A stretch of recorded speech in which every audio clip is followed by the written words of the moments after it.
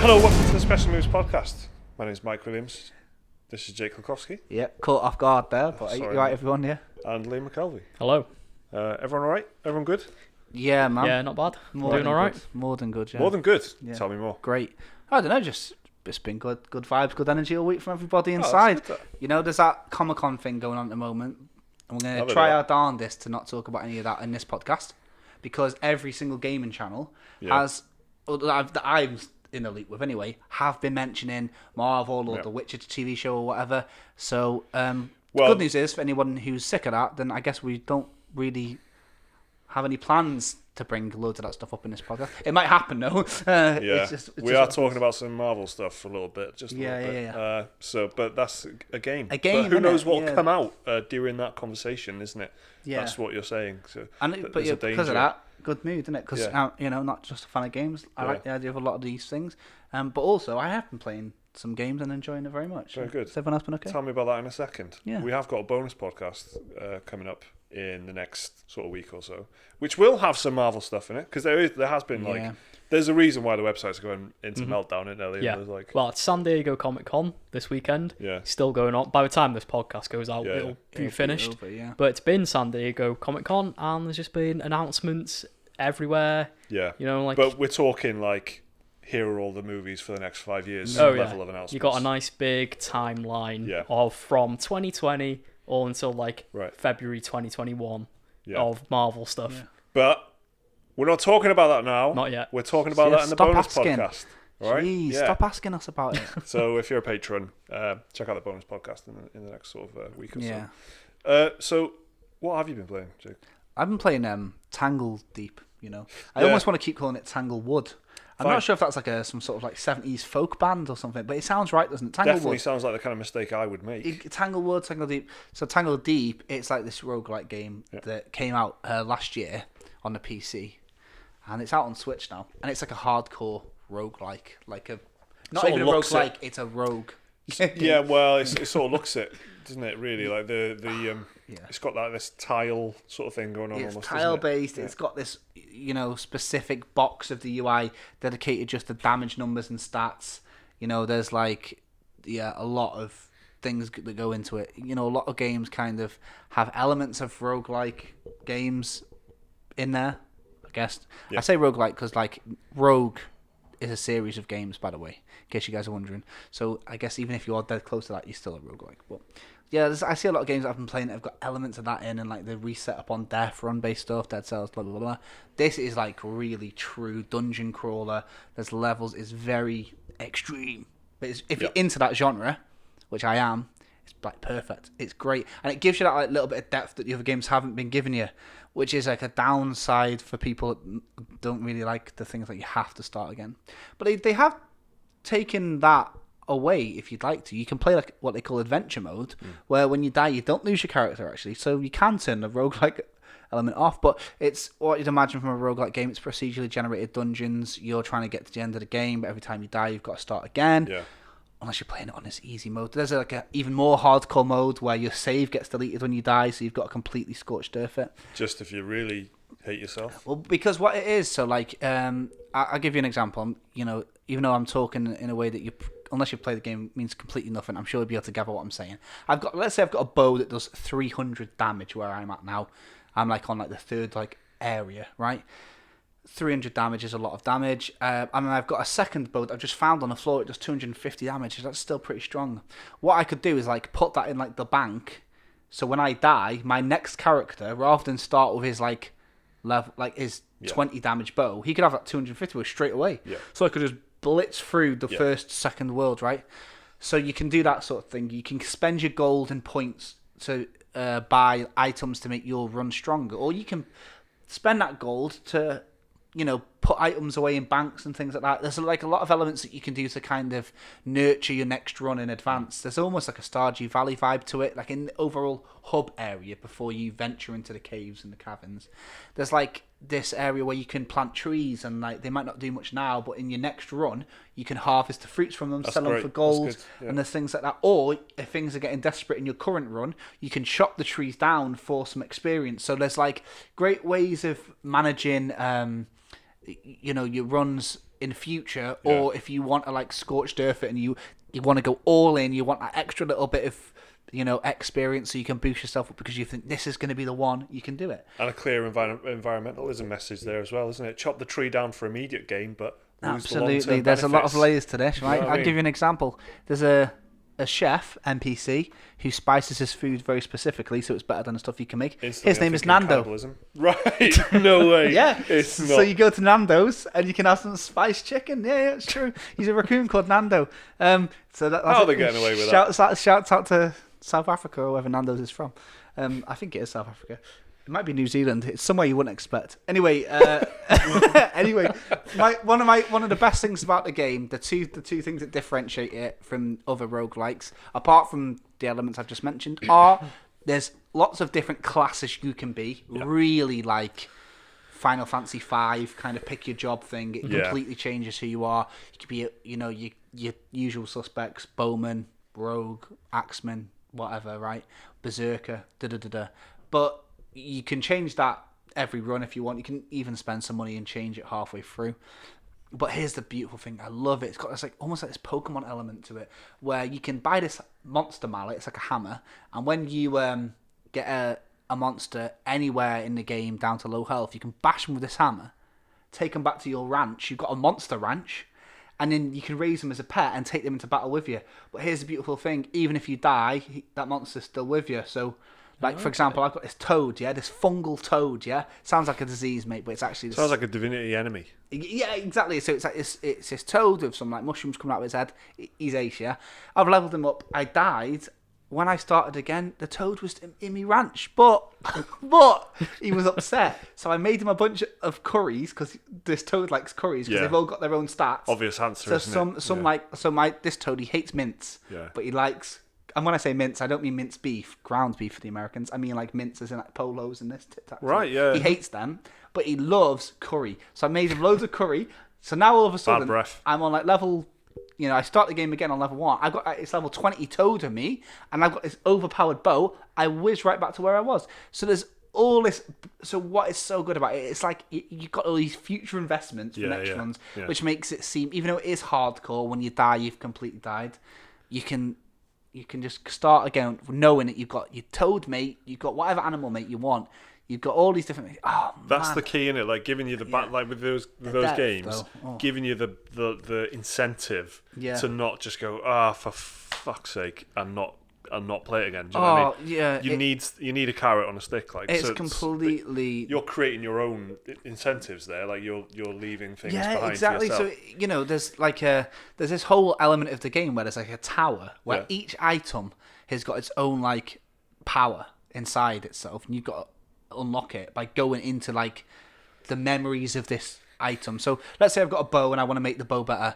You put it into this like dreamscape thing. Then I'm in like this tower. I'm in this dream tower, and I've got to get to the top of it. If I get to the top of it without dying, I've unlocked this better power within my bow. So now my bow has got a magic attribute, and it's stronger. So I've been doing that. I've been like leveling up my gear using that and putting it in the bank for my next run. That's how confident I am about the next run, and the depth to it is good. It's really quite hard to get used to. It takes about a good 5-6 hours before you have unlocked a lot of these features. But like it's really nice and slow. It's almost like a JRPG in that sense, you know. Story is very lightweight. The Tangledeep itself, the eponymous Tangledeep, is just this like series of trees and like caves and stuff like that. Like you're in like this subterranean and you want to try and get to the top, you've got to climb all the way through. It's that classic roguelike of either ascension or descension, I guess, but you just want to basically fight your way to the top, literally, physically, and I guess spiritually, because you are unlocking all these deeper things every time you go up a level. Tangledeep. Exactly. Let's see how that works. On the line of deep. Yeah. So, you know what? I couldn't really recommend it to everybody. Yeah, it doesn't sound like... It sounds like you need to be wired a certain way to get something out of it. But if you are wired that way, that you like roguelikes, this is so satisfying because you can do stuff like this. The fact I can bring like a little monster around with me everywhere I go. Like I picked a toad, but it doesn't have to be a toad, guys. It could be a spider, a panther. Do you know what I mean? Everything, and it's like high fantasy dream. I could have I've got a toad and a bow and arrow. If I wanted to have an axe and a panther, like fucking Conan the Barbarian or something, I could do that. Do you know what I mean? Yeah. It's really good, and it's just like how Divinity has like so many layers that you can kind of find your own rhythm. Also, it sounds like it's got a personality as well, so it's not just like the tropes, it's the there's some really funny some characters. weird stuff as well. Yeah, anthropomorphic 8-bit kind of animals Yeah. are the kind of main people that you encounter. I took a picture of my Switch to send you guys, like the bandit camp was like the bird boys, no girls allowed. Oh yeah. Stay out. That was the thingy. That was from there. It's quite funny. The graphical style's very weird. It's not. Yeah. It reminds me of like Ultima, kind of. It's very like pixel arty, but very fine pixels. So it's not like big chunky Shovel Knight N64 or even SNES. It's like something in between. I can't quite put my finger on it. But yeah, very, very, very good. And Sounds great. Yeah, because I went straight from Slay the Spire into this, and I didn't think anything was going to kind of get it right. But yeah, Both on the Switch, yeah? Yeah, both on the Switch, and both of them came out on PC first. So Slay the Spire was like 2017 on early access, came out this January on PC, and May for Switch. But Tangledeep, it just came out last year, February 2018 on PC. I think it's on Mac and Linux. I don't know if it's on other consoles yet, and it was only probably about 16 quid, I think I paid for it, and I played more than 16 hours. Yeah, for sure. Yeah. Not bad. So that's amazing. Amazing. Like, well, you guys played nothing. Liam, you played loads, haven't you? So I've played 3 games this week, or in the last week. Yeah. I'll go chronological. Why not? Oh, I was going to say, here they come in He's gonna hit chronological 'em. order, baby. So the first game I played was Night Call, because it was on Game Pass, It was, simultaneous Game Pass and launch day release. I played this as well. I played this at EGX. Oh, you played it early. Res, which is, it's a sort of visual novel type thing, isn't it? Yeah, so it's a visual novel, text adventure type game where you play as a cab driver in Paris, and you are the victim of an attempted serial killing. And then, you go back to work as a cabbie and Straight back in. straight back to the life as a cabbie. And then a detective blackmails you into helping the investigation. And so you've got to pick people up, talk to them, see if they, if you can work any clues out from who the serial killer might be. And then you just sort of got to pin it all together in an overarching investigation. Yeah. But you got to do that while balancing, you've got to keep your money afloat. So it's so you've got to balance the need between investigating places and making money to, live. It's a bit like that sort of Punch Club sort of thing, where you got just some bars, or I guess that you've got to keep everything, keep yourself afloat while pursuing the story. So you're being pushed forward by the story, but also you the mundane reality still keeps you grounded, I guess. Mm-hmm. So how long did it take you to beat it? It took me. There was 3 cases in the game that you could pick from, and I did 2 of them. And the first one took me about 3.5 hours. The second one took me about 2.5. Because that's probably just because I was more used to the mechanics by then. Yeah. So these aren't part of one overarching story. They're not like chapter 1, 2, and 3, right? They're completely separate. Yeah. Right. Cool. So you've essentially finished it twice, really. Pretty much. Yeah. The credits roll after you finish it, right. So it's like a definitive end. Yeah. It's not an overarching story type thing. Yeah. But overall, I think I enjoyed parts of it, but some other parts were a bit of a letdown for me. Yeah. Because the game absolutely shines when you're in the cab, talking to the fares you pick up. Yeah. The characters are very well written. There's a lot of different characters. I think there's 75 can pick up. Yeah. You've got to choose, basically, haven't you? Which is the closest fare. You get this map, and you have to choose with do you go investigate this place where one of the murders happened, or do you make a bit of money, pick up this fare, but you might be able to talk. They might want to talk to you about the news or whatever. You might even pick up the serial killer. You don't know it yet. Yeah. And so you can try and work details out from them. And it's just this balancing act. But the characters are really well written, and there's a lot of good characters. Some of them are a bit lol, so random type. Yeah, I saw that. There's one character I picked up twice, and it was just some hipster who wanted to talk about Donnie Darko. Oh, really? But not say Donnie Darko. Yeah, right. Because, I don't, because of copyright and all that. Yeah.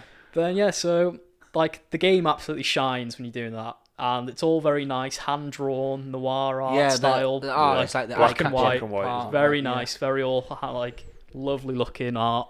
Yeah. But then the game really falters when it comes to the actual investigation bits. Okay. Yeah. Because the extent of the investigation mechanics is literally, once you finish your shift of a night, and you get 7 nights to work out who the killer is. I was going to mention this. Isn't there not correct me if I'm wrong, is there not like a time mechanic thing in it where you're... So you get so many hours per night, which is your like shift in the cab, and you can only do so many things in that allotted time. So sometimes you might need to stop, take a few minutes to get petrol for your cab. You might have to go, if you do a longer fare, which could take like an hour off your time, but the pay's better.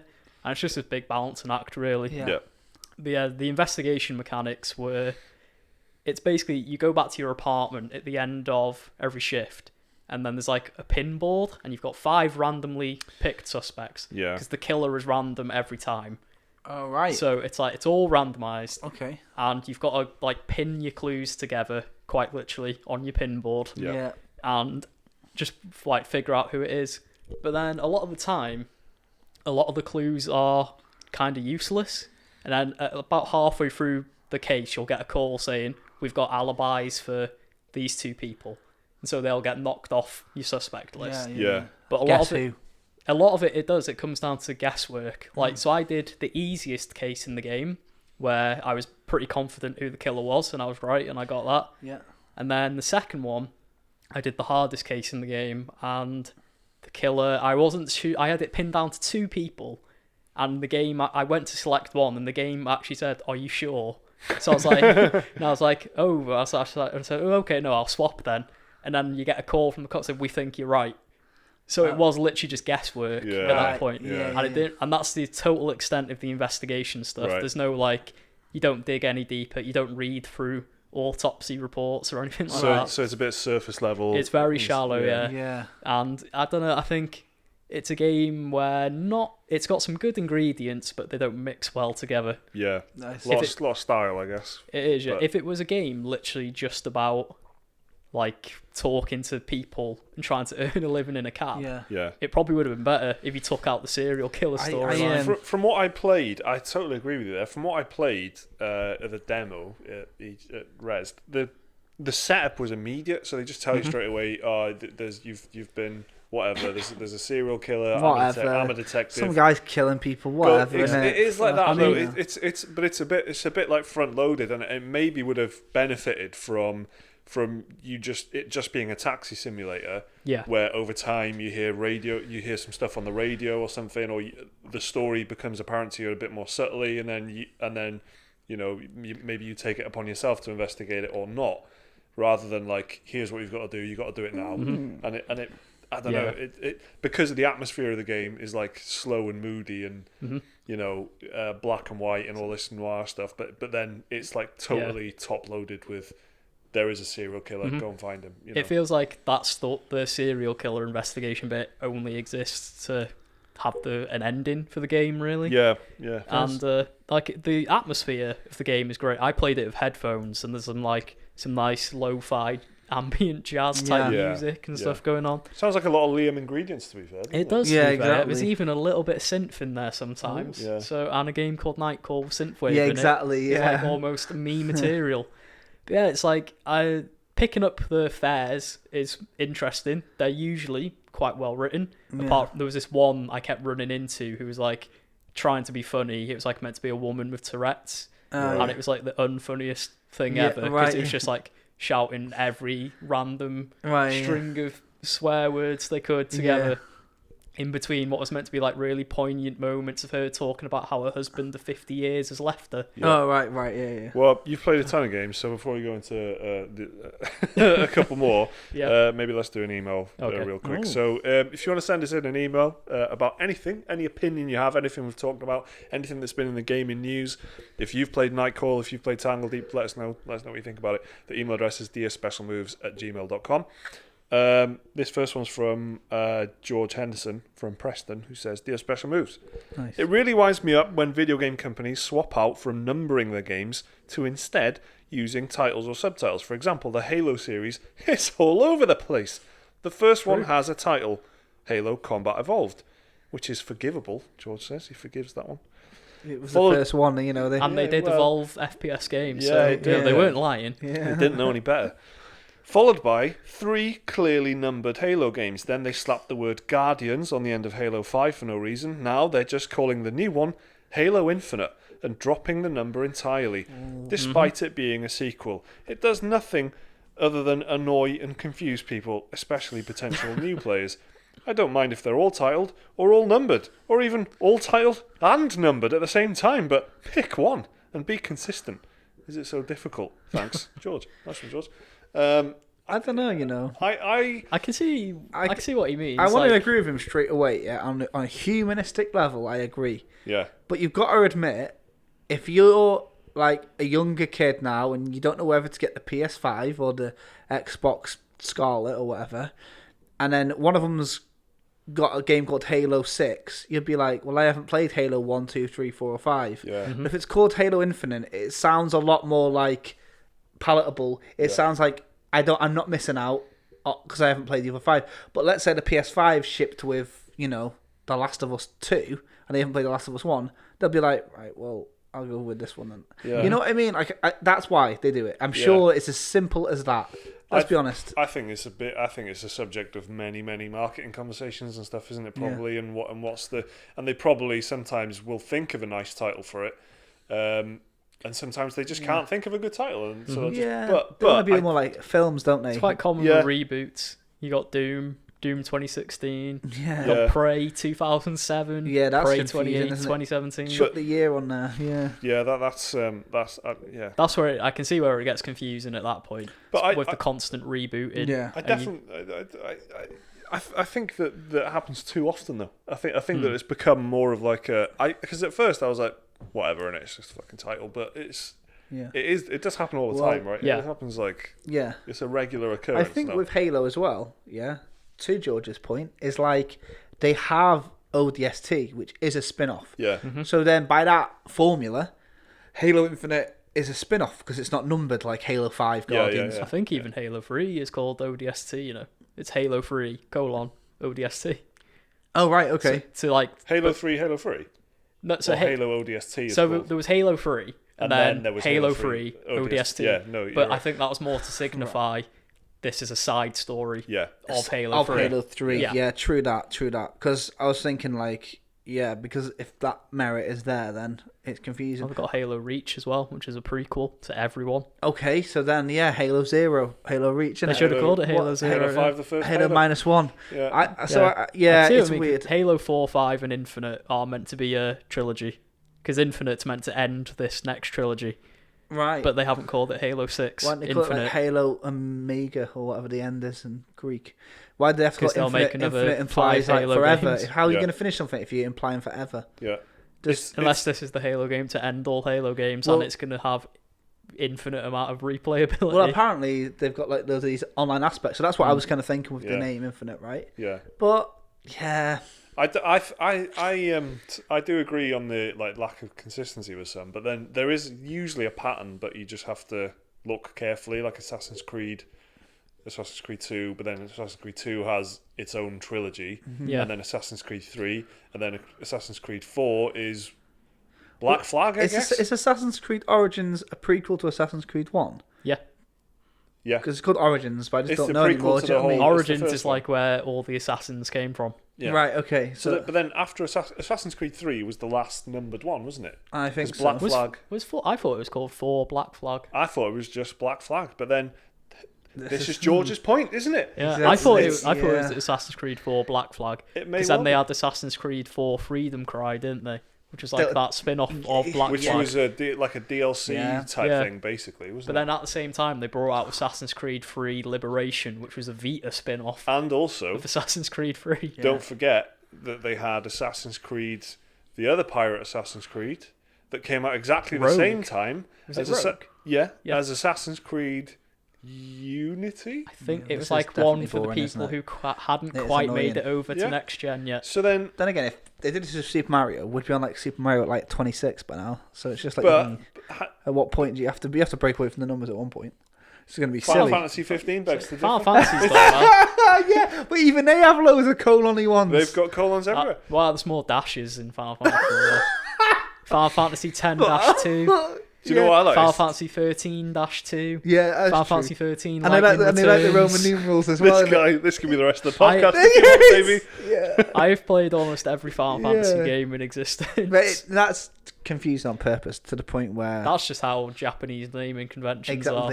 I always imagine that it makes complete sense in Japanese, that this is fine in Japanese. It's very easily readable, but then there's some translation. You can tell by a dash that it's not a spin-off, but a colon signifies a spin-off. Just look at Kingdom Hearts for going mad with name, but that's again. There's slashes in Kingdom Hearts. They're remixing shit. There's They're full on remixing. Isn't there one 1.5/2.8 or something? Redux. Like the collection of all the Kingdom Hearts games on PS4 is called Kingdom Hearts 1.5 plus 2.5 HD remix, and then it's got like final in there. So isn't there a final slash? Mix? Yeah. I feel like there's a // in one of them. There is. So that's Kingdom Hearts 358 over 2 days. That's the one. It is. That's genuine. But I mean, how did I forget that one? That was on Nintendo DS. It's to say if you like watch any anime or whatever, it's the same. Yeah. I just watched all of Evangelion. I was gonna say, and that's like you've got Neon Genesis Evangelion, then you've got End of Evangelion. There's the end, but then there's Evangelion 3.0 they just announced. A recap movie called Evangelion This Death is it. and Rebirth. When you're making films, purely to recap, you've gone too far. Do you want to know what the last few of them have been called? They've been remake movies. I'm not going to say no to that, Liam. Well, all right. So the first Evangelion 1, Evangelion 2. No, in the cinema when it came out, it was called Evangelion 1, you can open bracket not close bracket redo. And then when they brought it out on DVD and Blu-ray, they called it 1.11 and then kept the rest of the title the same. So it's just a weird thing in Japan, that. They've gone too far. And then the last movie that's coming out next year, instead of just calling it 4, it's called Evangelion 3.0 plus 1.0. What's it called? It's got another colon after it. I saw this on Twitter. It's 3010 or something. And it'll probably be fantastic. So I'm sure it will. Basically, Judge, it boils down to thank fuck you don't watch anime, mate, because that'll do your head in. Yeah. He's right though. Grand Theft Auto was another big one, isn't it? But that's the same as Assassin's Creed. They dropped it for a while, didn't they? Yeah. Because they had GTA 3, then Vice City, and San Andreas, and then 4. Yeah. Which is weird because does that mean Vice City and San Andreas are spin-offs? But then the expansions for 4 have their own clear expansion names, but then GTA 5, so there's inconsistency there as well. I don't know. I think it's numbers or names. Pick one. The problem is there's just shitloads of sequels, I suppose, isn't it? So let's end that maybe. I don't know. Should we do another email? Go on, Maybe we should do it. So, Dear Special Moves. This is from Jonathan Russell in Minnesota in the US. Nice. I've been Minnesota a long time. Nice. What? What on ice? Minnesota Nice. Minnesota Nice. I thought you were saying ice because it's quite snowy. You know what I want Minnesota. about? You know what I want about? Yeah. Fargo. So it's the accent in it. That's what it's called officially. Fargo. Fargo accent's called the Minnesota Nice. Yeah. Oh, right. Okay. Because they're all all heck and all that, aren't they? Oh, so this will be You've a friendly seen Fargo. email. Yeah, I see Fargo. Right. That's set partly in I Minnesota. didn't know that was. It's called the Minnesota Nice. Yeah. All right. Shouts at you. Good, that. It's nice if you're also Prince has a reputation for being nice, isn't it? Yeah, exactly. And that's the thing. I guess that's why Fargo is so crazy, because there's a wood chipper murder in there. Yeah. But then Fargo's a town in North Dakota, which is a bit weird. But the majority of the film's set in Minnesota. The Leaf or whatever. Yeah. Great show. Anyway, go on. So the Off-Topic podcast leaks over, doesn't it? It a does, lot more now. There's a lot of spillage. We had the meeting. We had a dead serious meeting. We were like, right, what we want to do? Give them samples, and then they'll sign up on Patreon. It's all a business decision, and we're all professionals. What?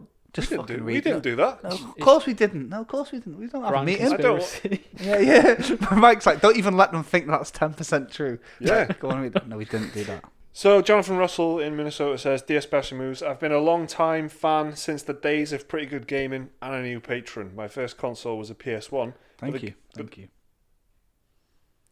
Cheers. No, I agree. My first console was a PS1, but the games I truly grew up on were Flash or browser games or websites like Armour Games, Max Games, or Miniclip.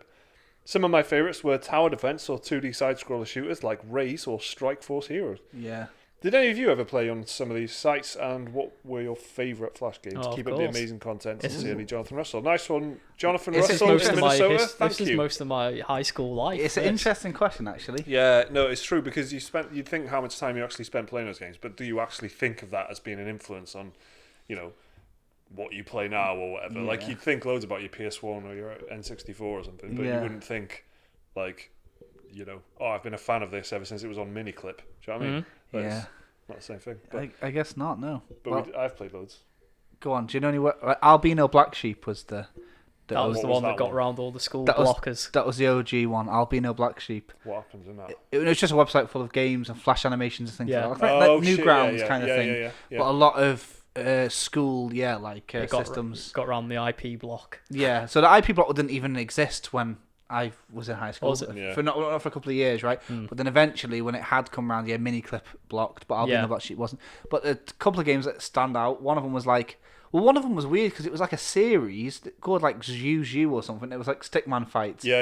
XIO, They were XIO. huge, yeah. But some of them were playable. Yeah. So it was like There was animations, wasn't there? Yeah, and it was literally like Matrix bullet time stuff, but with Stickman. And could you make your own character? Well, there was one. I remember one. You could make your own avatar. That's it. Yeah, I think the first one I played was like a beat 'em up, and there was one where it was like My Friend Pedro.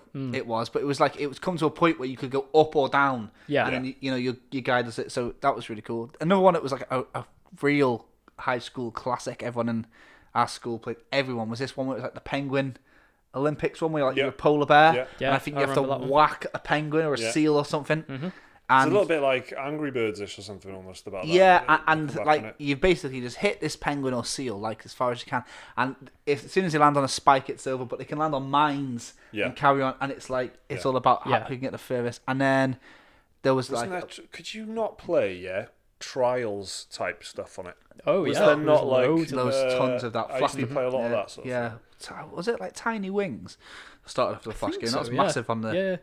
So the one I remember the most, my fondest memory, was the tower defense game where I think it was called Tower Defense. It was a castle, and you had stickmen. Yeah, exactly. That's like what this fella's saying. Like the whole genre really works well on Flash, but it was like that because you could buy, you'd kill like X amount of people, and then you could buy like machine guns. Yeah, but it was genuinely like a castle, like a shitty grey castle. That was my ultimate favourite. There's a few I remember. There was Helicopter Attack. Yeah. It was like a side-scrolling one. That was good. Yeah. Balloons Tower Defense was a good one. That's a classic. That's like on Switch and everything now. It's everywhere, Balloons now. Yeah. And then there was a zombie like horde defense one called All Hallows Eve. I think it was on like Congregate or something. Congregate with a K. Yeah, you played as a man who lived in a house on a hill, and there was a bunch of zombies, and you could buy defenses, and you were at the top. You could shoot the zombies, and you could buy like minefields and turrets and stuff like that. Who'd have thought that would go on to influence 70% of all video games that exist today? There was a lot of zombie tower defense on Miniclip. There really was tower defense, and I was really ill a couple of weeks ago, and like I thought back to that, and I was like, I want to play like a comfort game like tower defense. I think I told you this when I was looking through for tower defense games on Switch, and I think Balloons might be like the highest rated one on there. I think like Balloons 2 is on there or something, but like they need to make some more slammers. Do you know what my favorite tower defense? I don't even know if it's classed as tower defense, but like Toy Soldiers was good. I think Orcs Must Die is my favorite. I fucking love Orcs I'd say Must that's Die. tower defense. Yeah, I definitely got that on your recommendation. I remember you saying I'm playing loads of Orcs Must Die. I know you said something like that's like your most played game on Steam or something. It's my most played Steam game. And I was like, what the fuck are you on as usual? But then it was on Steam sale or something for 79p. I think. Oh my god! We played it co-op, didn't we? Yeah. Honest to God, right? If you've not heard us talk about Orcs Must Die before, you should fucking play it. We did stream it, didn't we? We I don't know if we should. Me and you played it together on our own time. I'm sure we streamed it on Pretty Good Gaming once. Maybe, maybe Orcs Must Die 2, I think. But there's Orcs I feel like we did. I really feel like we did. I think you did because it was like at the time they had a free-to-play version coming out. Yeah, Orcs Must Die Unchained. Yeah, I think you played that as like to sort of tie it into relevant events. Yeah. Listen, Orcs Must Die 3 needs to happen big time, man. It's so good. Orcs Must Die 2 is about 10 years old now. Is it really? There you go, do an anniversary video. It's basically, it's very, very playable. It's like a third-person shooter chopper sort of game, I guess, and so you're behind your character as third person, but then you run around the map and you like sort of lay down traps and they complement each other, and you can put spikes and all sorts of shit to slow them down and cause damage. I want to play it like loads right now, just talking about it. It's so playable, really satisfying. And then you can play it co-op, and so one person takes one end of the tunnel, the other person takes the other end, and it's just like fucking wave defense basically with loads of funny orcs. But I reckon that was inspired by the own Flash games. There's something about it, especially the humour of it. Did you hear the new support for Flash is ending? Yeah, I heard that. All these Flash games are gonna go away. But there was some modder on Reddit who made his own launcher, preserved all the Flash games you can imagine. Wow, because they're not big files, are they? No, and he's like, and you download this launcher. I can't remember the name of the guy who made it. I just saw a trailer for it on Reddit. Trailer for a Flash game emulator, sick. You download this. It's like a launcher, and then you just pick and choose what Flash games you want to download. That's pretty cool. And it's got all from Miniclip and Newgrounds, Congregate. It's a really weird. It's a it is basically. Do you know what it's the equivalent of? It's the equivalent of now. Like my daughter plays like just loads of these random shitty free to play App Store games. Yeah. But back then we didn't have smartphones, right? So it's the equivalent of that, isn't it? And occasionally there is bangers on the App Store for free, and now they're laden with ads. But I don't think there was many ads on Miniclips. There were things they did sneak in eventually. You could buy. There was like microtransactions, early versions of it, and stuff like that. Maybe I'm trying to think about it, but maybe just when you're like 15, 14, whatever, you're just more blind to that shit, and you just accept it, and you just wait for the ad to leave until. I remember all like the banner ads they had on the side. The website was laden with them. Yeah. But inside the window, like as far as I know, it wasn't. But there was a few that were like sponsored by. Yeah, that's another thing as well. Yeah. So I guess that's where they kind of gone. They've naturally gravitated now and, sort of emigrated to phones, those types of games. And I suppose the developers, if you can develop a game like that will work so simply, making apps, and you could probably make a killing. I'm sure everyone that had ever made a Flash game must have seen Flappy Bird and gone, fuck. That's me. Like I could have done that. I did that 10 years ago. Yeah. Well, Helicopter Attack guy was jealous. Like quite a lot of indie developers started in Flash anyway, didn't they? I know, Team Meat, they started making Flash games. Of course, Super Meat Boy was Flash because it was very accessible. Like making indie, you can get on Steam and stuff really easily now. But that was basically a route in, wasn't it? You could just make something and chuck it on a Flash website. Proved anyone could be a game developer. Castle Crashers started off Flash, M++. Alien Hominid was a Newgrounds game Hominid before was it was on Newgrounds. PS2 and GameCube. The Xbox Arcade was full of graduated Flash developers. Really. Yeah. Well, they had there was Xbox Live Arcade where it was indie games, and then they had a school project section. Yeah, it was kind of like Net Your Rose from PS1 days. Yeah, it was, man. It was like the proper, the fresh meat zone. Yeah. And so they were like 120 Microsoft points or whatever. Which is so you buy them the dregs. You're just like, I don't want to waste these points. I might as well get some in. Yeah, exactly. Yeah. I used to play a lot of these games that were they were a bit like Plants vs Zombies, I suppose, but it was there was lanes, and it wasn't tower defense, but you'd have you could send spearmen and cavalry and stuff. Yeah. And then there was orcs coming the other way. Spearmen and cavalry, even as of course I did. Yeah. And so then there was orcs coming the other way, and then was it still wave based No, it was like a almost real time. It was a weird one. So if you just didn't, so you'd say, all right, I'll send a spearman down that one, I'll send a whatever down that one. You just had to counter what the enemy was sending, and then overwhelm them, and then eventually you'd get over to their side and you'd win. And there was even a Total War Grand sort of level, so you'd go, I'll go to that bit of the country now. It was fucking amazing. It was very simplistic, but it was. Here's me there's a polar bear, and he was hitting a penguin, and sometimes it lands on mine. There's one I play called the Black Knight, where it's like a side scroller, an automated one, and you just played this big knight, and you had to go bash the villagers to get their taxes off them. I was surprised. You hit villagers with your big club to pay because they weren't paying their taxes, but then you could upgrade your armor because they'd start attacking you. You could upgrade to a spike club, which made them drop more money. Who thought of that? Who thought that? Who went? I know. I'm gonna think of a game where you're a fucking medieval tax collector. It was on Miniclip, I think, and it was very cartoony. Yeah. There was no death or anything in it. Yeah. Just giving them a quick bop and getting the tax money out. With a fucking mace. Yeah.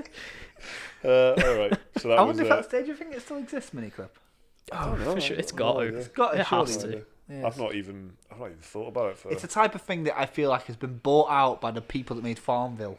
Yeah, probably. And it's now owned by Zynga or whatever. Yeah, now it's Zynga, exactly. Yeah. Yeah, Facebook games, isn't it? That's the old fucking. That's the other thing. But anyway, so thanks for those emails. If you've got anything that you want us to talk about, or any questions you want to ask us, or any topics you want to bring up, or opinions that you want to share, it's dearspecialmoves@gmail.com. Anyone who's listening can send that in. Just send us in an email. We do read them all. That's the truth. So, thank you everyone who sent those emails in. Liam, you've also played a little bit of. Well, a little bit of everything really, but we're going to do some videos, aren't we? So week? I'll be brief on it. Yeah, so let's do Gears maybe. Okay. So I put this weekend was the Gears of War 5 tech test for multiplayer, and you could get into it if you pre-ordered the game or if you had Xbox Game Pass. Yeah, about 90% of those people had Game Pass. They did. Yeah, no one pre-ordered this, but because it's coming out on Game Pass. Because it'll be on Game Pass. Yeah, so everyone got through into this test with Game Pass, and it was just like a multiplayer stress test. They want to see if their servers are going to handle, like launch day rush and all that. And there was the classic Gears game modes, King of the Hill and Escalation. And then there was a new mode they've got called Arcade, which was a bit hero like shooter-y. Yeah. Because you pick a character, they've got a set loadout and a set amount of stats, and then you just like go around doing then the actual game, which is like team deathmatch type stuff. Yeah. But I played it quite a bit and I had a good time, How does it like play? Because I played loads of. I actually stopped playing any Gears games after Gears 2. Really, I didn't even play Gears of War 3. Mm-hmm. But I played the shit out of Gears of War 1 and 2. Yeah, and that's really where I started playing multiplayer games online. Was Gears of War 1, and I fucking loved those first two games. But for some reason, I just stopped playing them after that. How do they like play and how do they feel now? Because I remember them being so like chunky and quite slow, and you were a bit of like you're a human battleship almost. You. So how does it play and stuff now? So characters are still big and chunky. There's still a lot of rolling around and point blank shooting people with the Nasher shotguns. Yeah. There's still a lot of that in it, but it's more snappy now. I would say, like when moving from cover to cover, it doesn't quite feel as like you're lumbering about. Yeah. It does feel a bit more snappy and instantaneous when you're doing it. You played many of the Gears.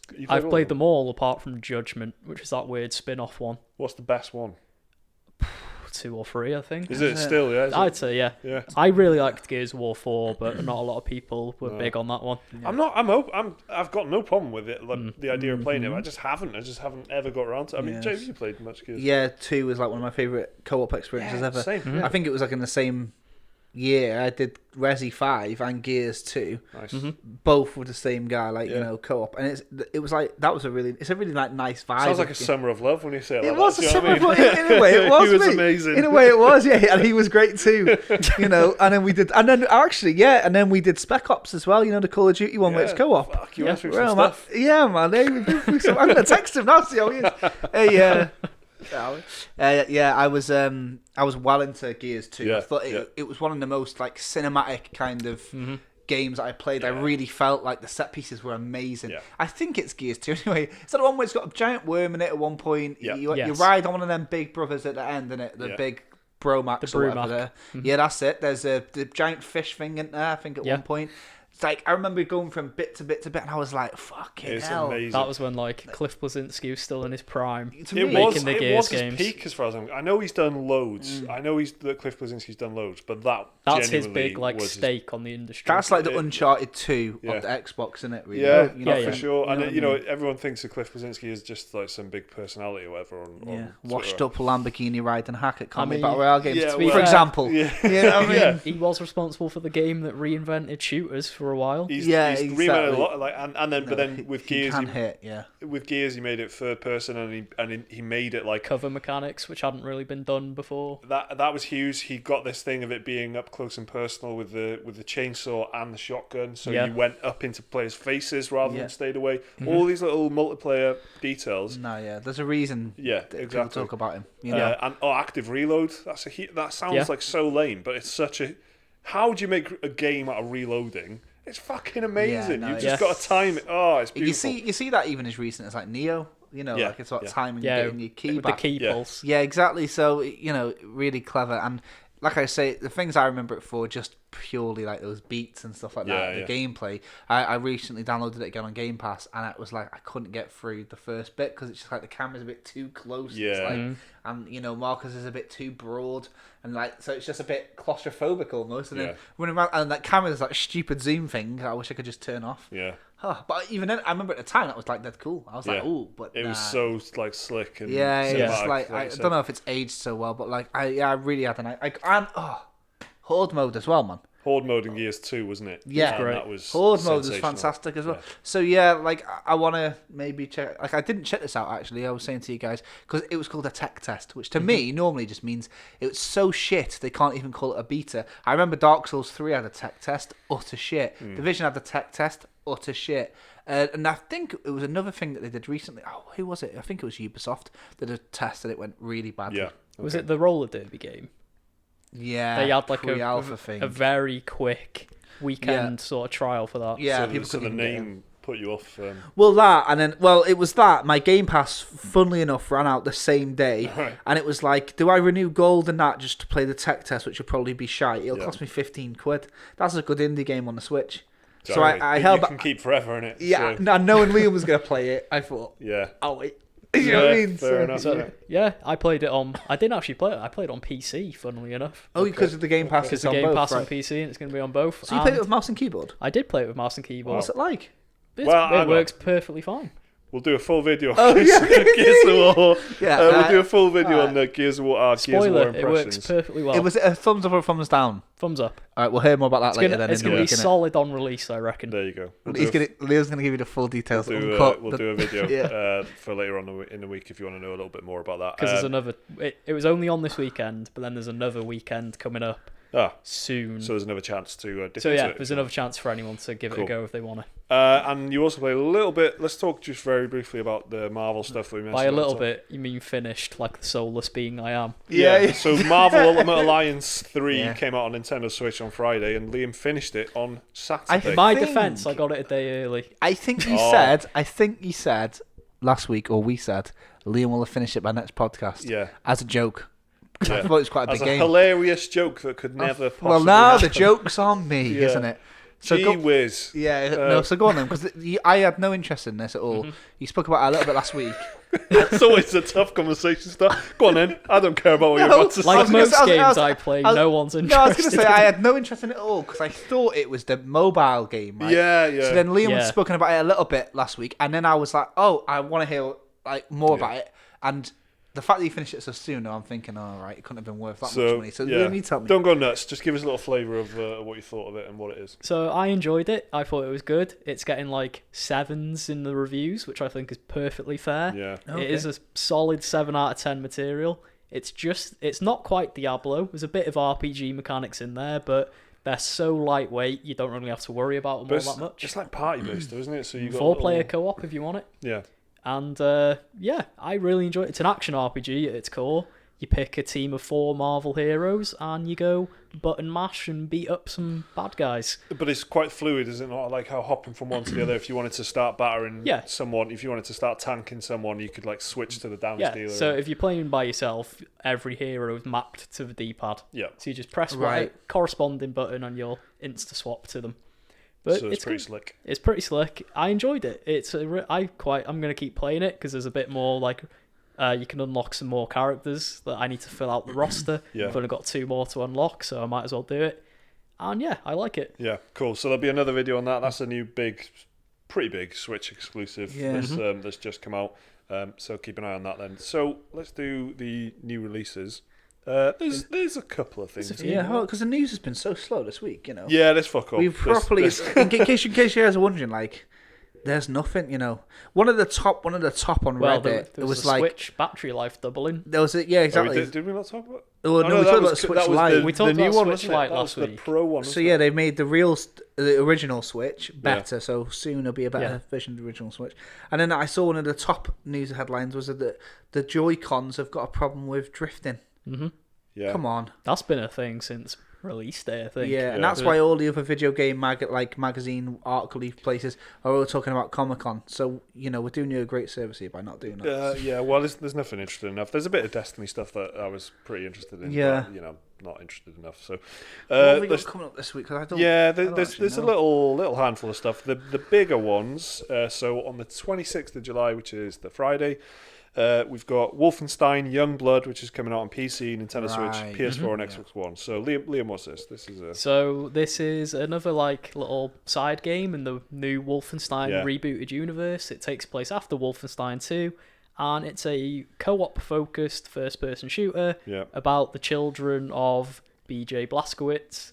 And I think the story is he's disappeared somewhere in Paris. And so you play as his daughters as they try and go find him. Yeah. Is it going to be like the Uncharted Lost Legacy kind of thing? That price point, isn't it? That sort of style game. Yeah. It's like £25 brand new. Yeah. So it's that price point. I do quite like these little... There's the Dishonored one that I almost bought recently. Death of the Outsider. Yeah. Where it's like... The length of the game is like 6, 7, 8 hours or something, which is sort of just shy of a full whack thing. Yeah. But it's essentially mechanically very similar to the full sequel that's just come out and things. There's going to be a lot of synthwave in this Wolfenstein one because it's set in the 80s. And so there's going to be lots of mechs and synth. So should be good. Should be good, I think. Was it this one that you're on about Arcana? Yeah, so Wolfenstein 2 got criticised a lot for having bad level design, which I totally agree with. Yeah. Wolfenstein 2 was a letdown, in my opinion.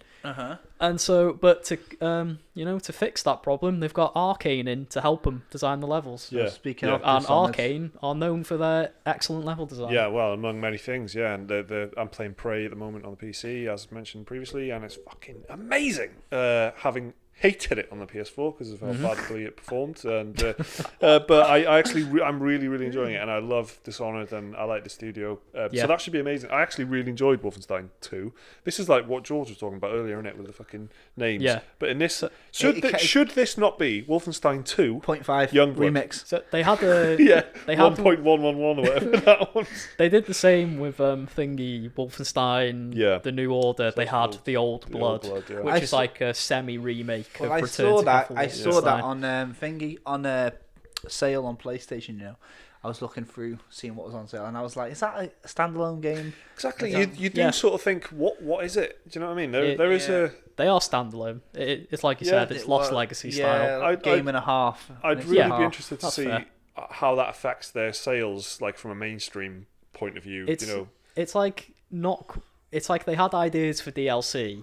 But they were too big for a DLC, so they made it into its own thing. But I don't understand. Like, surely, if you're going to play that, you own Wolfenstein 2. Do you know what I mean? Why would you play this and not Wolfenstein 2? So in that case, why not make it a DLC? Yeah. So you like the Wolfenstein games, but there's no co-op in Wolfenstein 2. So you wait for. I just don't see it in my head, like from a. And not just Wolfenstein, like the same with the Uncharted one, and I get that they grow to be bigger projects. Yeah, because that's what happened with Lost Legacy. It started out as DLC and then got too big. Yeah. So they made it into its own game. Yeah. But I reckon people wouldn't be pissed off if it was just DLC. Like, like Monster Hunter Iceborne, that's out in September. That's £40 full whack. It's its own game, but that is just DLC, right? Yeah. I feel like the whole industry's in a state of like not quite sure how to present these things. It's funny because it's like what DLC originally was. Like with like Sims expansions. They were that big. Yeah. They're just expansions that you don't require the base game for. And that's the thing. And people are like kind of... It's almost like companies are kind of scared to make it so you do need the base game to play this new one. But historically... people have been happy with it, and I don't think, no one's going to get pissed off that DLC is too big. I don't mind this standalone approach, to be fair, because all the ones I've played, I've actually enjoyed quite a bit. Yeah, for sure. No, they are good. Do you remember Infamous that had First Light on PS4? Some people thought that was better than the base game. Is that was it? First Light? Because I haven't played an Infamous game. They had Infamous Second Son, and then they had Infamous First Light, which was a sort of like side story to it. Exactly this. Yeah. It's like a microcosm of the full game. Right. You've got one set of powers instead of 4 or whatever. Yeah. Right, like Metal Gear Ground Zero. Didn't they give this away, PlayStation Plus First Light was, I think. They gave. That's how I played it on PS Plus. Yeah, I don't know. It just feels a bit. I don't ever get on board with these game and a half. Like every time people have mentioned them, not just you guys, I hear that they're good. It is difficult. It is a difficult sell. I personally don't mind it. I think we are comparatively, we know what everything is that's coming out, and we're on top of the gaming news and that. But if you imagine like the how many people will just think, oh, Wolfenstein, yeah, I'll give that a spin. But then they see Wolfenstein, Old Blood or whatever, and they look at that and go, what is that? Rather than, oh, that's an add-on for that game that I own. They go, why is this so much cheaper than Wolfenstein 2? I think a lot of it might be, getting people, like, they go do their Friday night shop at Tesco and they see a new game on the shelf for like 25 quid. Right. They might just go, oh yeah, I'll pick that for 25 quid. Interesting theory. Play it for like 6 hours and then maybe, sell it on or give it to a friend. Yeah. I can see that maybe that's what, I don't know, just a theory. If you're a games industry product manager, please send us an email and enlighten us. And so that's coming out, the Switch, that's the one thing I wanted to mention. Have you played Wolfenstein 2 on the Switch?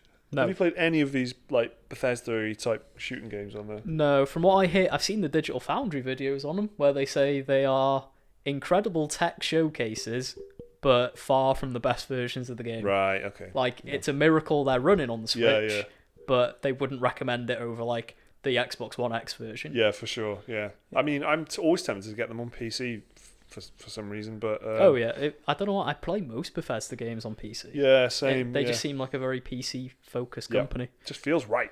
It does, yeah. Also, the other big one really this week is Fire Emblem Three Houses, which is coming out on Nintendo Switch, which is a big tactical sort of JRPG type thing. War and waifus. Yeah, like that's what it is.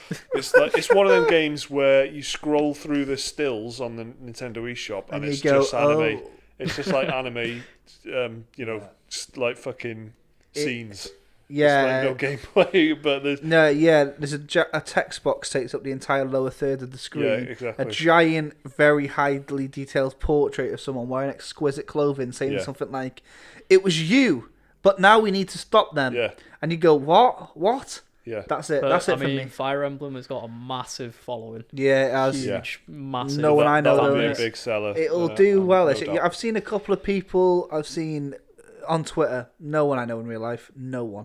But like a couple of people on Twitter I know that like they're looking forward to it. Yeah. And it seems to be its own thing. Fire Emblem fans is Fire Emblem fans, isn't it? I don't know anybody that's like a casual Fire Emblem fan. You're either into it or you're not. Yeah. And if you're into it, you're like almost like an evangelist. You're like, oh, it's the best. Yeah. So if you don't know what Fire Emblem is, it's a tactical RPG with social elements in between. So like building up relationships with characters and forging alliances and stuff like that. I find that phrase "social elements" extremely off-putting as well. I don't know if anyone would ever say that in the. I think that's what it's called. Yeah. It's like in the Persona games, in between the dungeon crawling, of course. You're going out on dates with people, or making friends. They do have a lot of that in Japanese games. It's visual novel elements, like dating. Yeah, basically a lot of dating, isn't there? And that stuff. Mm-hmm. So, but this is high school age people, so. Whether that'll be in there or not. It's just an anime trope. Who knows? It's an anime trope. Yeah, skirts everywhere, swords everywhere. That's what you're going to get for this. Am I paying 60 quid for it? Am I fuck? I'm not even going to play it. Even if it was 20 quid, I wouldn't. I only know these two bros from like Marth and Roy from Smash Bros. Melee on the GameCube, innit? That's as far as my Fire Emblem knowledge is ever going to go. So, I don't know. But you know what? Yeah. I want to hear from a Fire Emblem fan. If you're out there listening, do you though? Tell me. You don't sound like you do, to be honest. Let me know so I can block you. No, just kidding. Just if you were excited, and I'm not asking you to change my opinion. I'm not going to attack send you. Us an email. Just tell us why. Just tell us why. Send us an email to dearspecialmoves@gmail.com. The video's just finished, so we might as well end it there. Thanks everyone for listening. Ended it in the dark. If you are a patron, head over to our Patreon page. We've just announced the winner of our Gamerborn t-shirt competition, so check that out on Patreon if you want to find out if you won, if you entered. And we'll see you a couple of times this week, I think, maybe. Yeah, and the next podcast will be just over a week away, I'm sure. Yeah, we've got a bonus podcast on the way as well for patrons in about a week's time. Thank you very much. See you soon. Yeah, bye.